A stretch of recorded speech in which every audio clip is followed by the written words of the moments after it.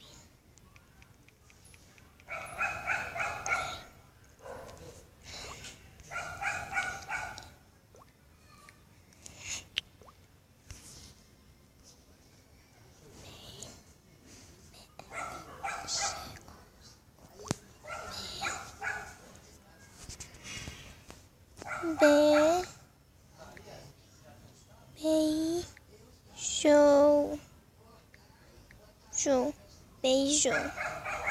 Eu correspondi.